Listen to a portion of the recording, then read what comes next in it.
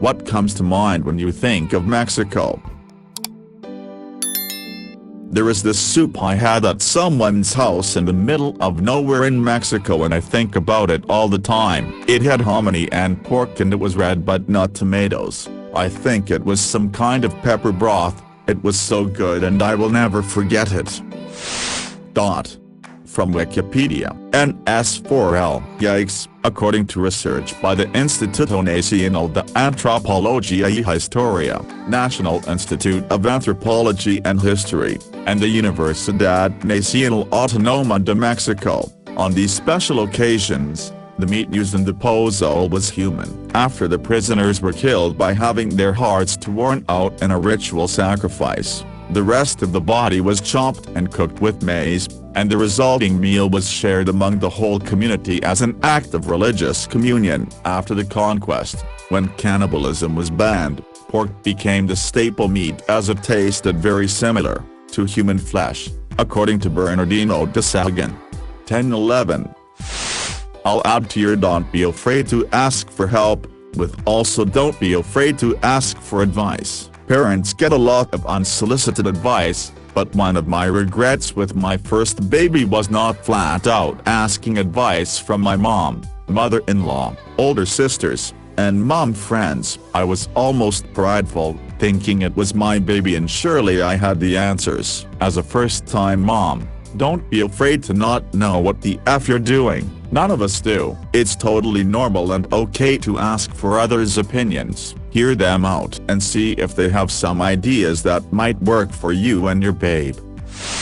I never understood why my mom always took me even before I needed glasses. I now need glasses, contacts 24/7 to see, but I had good vision until I hit puberty. But they check for other things than just vision, which didn't click until I was about 17. I grew up on a farm and still work with, have livestock. Every time I go they check for parasites and other things that animals like cats, chickens, etc. can give you. I worked for an optometrist during undergrad and we definitely spent a lot of time trying to educate the patients and explaining why it's important to check your eye health regularly, like a physical for the eyes, and how important it is for kids to be checked as well because it's much more than just needing glasses. I first got glasses at the age of 8 because my teacher told my mom that I couldn't see the board. I had no idea there was anything wrong. I just thought it was normal, but my first prescription was -3.00, so who knows how long I was carrying on with blurry vision. It was a whole new world I didn't even know was possible with glasses. Thanks for sharing your lesson learned. My husband is an optometrist and tries to gently inform his patients about the importance of checking kids' vision for several reasons, including what your child is experiencing. In the United States, there is a program for free vision testing for babies 6-12 months called Infancy. It's done by licensed optometrists and they'll do a more in-depth vision check than the pediatrician. I didn't take my kid to the optometrist, doctor and dentist, yes, but I figured optometrists were for people who needed glasses. He seemed to be fine. I didn't realize there are other vision problems that may not be apparent, which are only correctable if caught early. When one eye started drifting, I took him in. Now he needs expensive vision therapy, and it may be that he's too old to fully benefit. Vision development happens in the brain as well as the eyes, and the visual system matures around age 7. I wish I'd taken him to be screened earlier.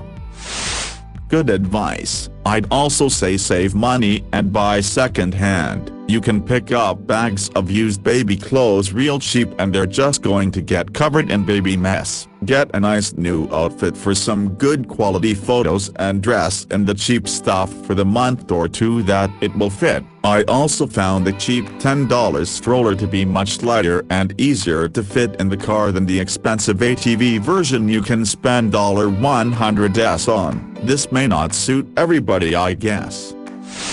I agree with this. except for maybe the stroller. I had a cheapish Graco stroller for years, and got a free Diano stroller with a car seat purchase on Black Friday in 2019. Holy moly, what a difference. It is so freaking easy to push and maneuver compared to the Graco. Also, personally, after my first kid, I skipped the bucket and went straight for the convertible car seat from birth. And the local buy nothing groups, and mom/dad/parents groups, and your network of friends. Most of our kids' clothing, furniture, and toys was completely free. Some other family outgrew it and then passed it along. My wife also has this knack for serving as a clearinghouse for ... everybody. When our second was born, I asked her where the swing that our first had loved as a newborn was, and apparently it had served 5 different families in the intervening 3 years. For infants, buy everything at IKEA. The infant furniture, toys is ridiculously overpriced. You don't need a $200 high chair. You don't need a $500 crib. You don't need a $500 nursing chair. You don't need $150 baby carrier. Save your money and only spend it on a really good car seat. Don't agonize over the stroller, rocker, swing, baby carrier. They mostly all do the same thing, and the small differences won't be noticeable when you are using it. Thank you. I think it's the only advice worth knowing. If you can hold yourself with love through whatever you feel, your child learns to do that from you. Then whatever life throws your way, you always have a home to come back to inside yourself. We all want to raise children who love themselves, but very few of us actually know what that means to do it, because almost none of us had that. We had parents who loved others more than themselves, or self-sacrificed beyond their capacity and grew resentful, or put everything before us, while making it look like they were good parents. Or told us that we were too much if we expressed emotions in subtle ways without saying it directly. That's what we are told is good parenting. It fails everyone involved. That book will change how you parent for the better. It will change how your children parent. Start learning about your emotions now, not how to control them or make them go away, but how to identify, name, acknowledge, breathe with love and accept them. Then learn what they are trying to tell you about what you need and want. Life gets a lot easier when you can do this. It also saves your child years of therapy. Read the book you wish your parents had read. Completely agree. I was lucky to have 2 parents who fell out of love but co-parented beautifully. They were respectful of each other and always put my sister and I before any of their drama. My sister and I are in our 30s now, and our parents and stepdad are all best friends. We're lucky. Love this. No matter what us adults are going through, we need to make things feel okay and consistent for kids, because kids do not understand adult issues. They just want to know that they are safe, loved, and secure, and that they know the routine, even if it changes. Sounds like you are doing an amazing job. From my ex and I. Co-parent. Be civil and realistic with your expectations of each other. Stop making it a competition to see who is more loved. It's not a competition, it's a cooperation. The constant battle between the two of you is not healthy for your kids. You are stuck together for the rest of this child's life, whether you like it or not. Have each other's backs. Support each other. Even though you are no longer together, you are still a family to your kids. Work together to help this kid grow up normal. I'm the youngest in my family by 5 years and was 100% an accident. When my mom found out she was pregnant with me, she told my dad he needed to step up more than he did with my sibs. When my sibs were little, my dad was just starting out as a lawyer, and was super busy, and my mom wasn't a citizen yet, so couldn't work much. He did, and I was much closer to my dad when I was little than my siblings were.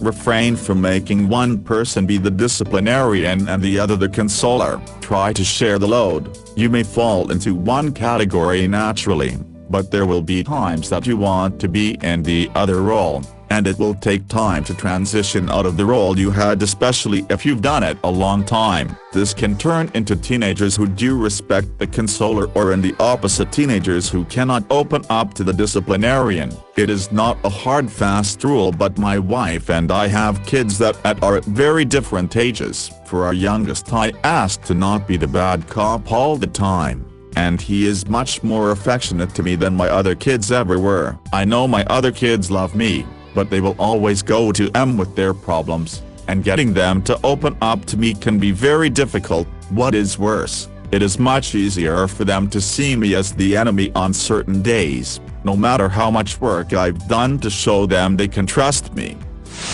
This is so important. I homeschool my daughter and will also with my toddler son, and although some days it feels like we'll never get anything important done, I can't imagine missing all those school days with her. I'm so grateful. This is something my parents didn't really do. I can't remember many family moments with my parents, and now I feel quite disconnected from them, like I hardly know them. They ran and worked in a restaurant 7 days a week, so there was never any time. Plus meals were eaten alone in our rooms, not together. We never went on holiday or did things together. I had everything I needed growing up, but it would have been nice to be connected to my family. I've been off of work for a few weeks now due to COVID and a boss that needs a slap, punishing me for being off by offering no work. Getting back on track now it seems, but my 4-year-old son has loved it. Has become so much more attached and generally happy. Loved it. I truly love my dad, but every time I think about my youth, he sadly was just never available. I'd try to ask him to play with me on Sundays, cause he worked Saturdays as well, and he would always be sleeping on the couch. I can literally count out the times I've played with him on 2 hands. But I've kept everything we ever built and will never throw it away. Mom was always busy in the house or with my sisters. It's been 15 years, and every time I talk or think about it I will burst out in tears. My mom is like this. She works late too much. I know she doesn't get that much overtime. All growing up I knew my mom would be home late and I wouldn't see her a lot of days to spend some quality time. She now complains that I never see her now I'm a busy adult.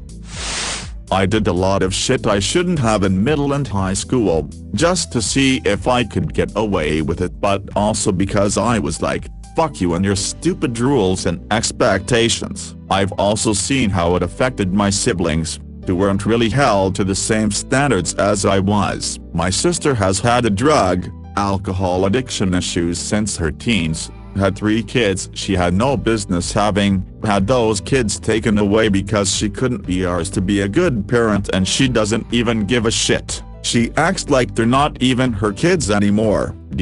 My brother got in a shit ton of trouble too, almost got sent to jail and managed to pull himself out of the track he was on. Now he barely contacts our family other than to send mom and dad money every now and then because they're on a fixed income and he can afford it. I don't think I've spoken to him in almost 15 years at this point, and I avoid my sister like the plague. My parents expected me to be the caretaker of my 2 siblings as well as do all the housework, etc. Yup, me too. It's hell. I can't have fun with my friends because I have siblings and a house to take care of. I try my best to perform well in school too, so the stress of academics and family is getting into me and I can't relax nor have an outlet, so I might just burst any day now. They had very high expectations that I could never meet and would get a lot of shit over when I didn't. So I can relate again. I know I shouldn't rush, but I can't wait to grow up and get out of here. Thanks for sharing. By the way, I didn't know someone was in the same boat as I do. You made me feel heard.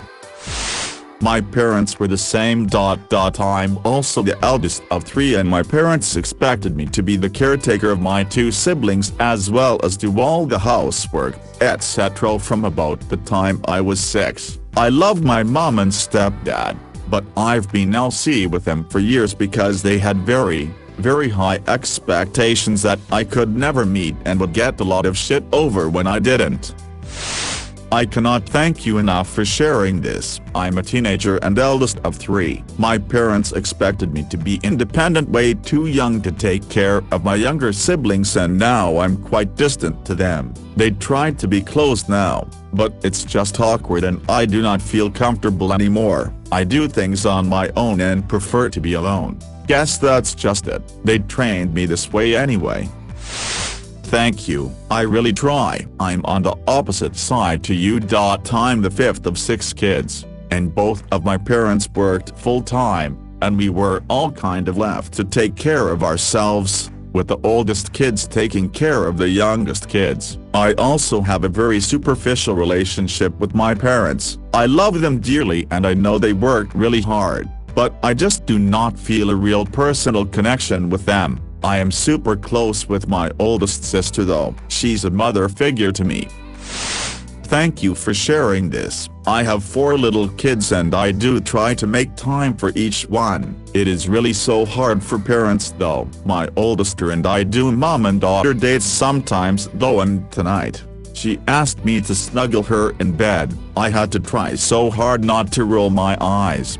I had already gotten 3 younger kids to bed, but for about 15 minutes, I snuggled her in bed and we talked about her first day of 6th grade. She's getting so old without me really appreciating it, and while I expect her to basically take care of herself now as I deal with the little kids, I also hope she always asks me to snuggle her in bed. If I stop doing that now, she will stop asking. Never forget that your kid needs you forever, and if you aren't there for them during the adolescent years, they will learn to do without you. Stay as connected as you can during the tween and teen years. Even if it isn't serious talk or snuggling, find a hobby to do together that keeps you connected. To add to this, make time for each kid individually. I'm the eldest of 4. Parents had me in their early 20s, then spaced out each other kid by 2-3 years because that was their life plan. They spent a large portion of my formative years with a lot of stressors and distractions on their plates, and expected the older kids to sort themselves out so they could deal with the younger kids and their own problems that arose from simply being young adults. Now that I'm an adult, I have a very superficial relationship with them. I love them as most people would love a parent, but there is very little connection there. I've never felt like I could open up to them or expect them to be there for me in times of need. Don't do that to your children. Make time for your kid. Really make time. My son is 9 now and I am lucky in that I am now able to give him the attention he deserves. When I was working myself to death, I was only home to sleep and get ready for work, and it affected him emotionally a lot. Now, he is doing better. Schooling, has way less tantrums, is eating better, sleeping better, and just doing better overall. I've been questing IRL for years now to get the taco with the real taste of Mexico. Every new quest is meat with flavors untold, and the sides. I've gained so much, but mostly just a rocking dad bod Taco Belly. Forget Taco Tuesdays, tacos for life. I worked with a guy years ago who grew up in Mexico before the US started its drug war. Basically said it was a beautiful country that quickly went to shit when we started making everything illegal here. It started as a license to print money for them, but of course the competition and the violence soon followed. Drug policy in the US makes drugs more valuable, which attracts people who want to make money to produce drugs wherever and sell them here to exploit the black market our laws create. This is one of the fundamental reasons why the war on drugs has failed. It has made it insanely profitable to be in the drug trade.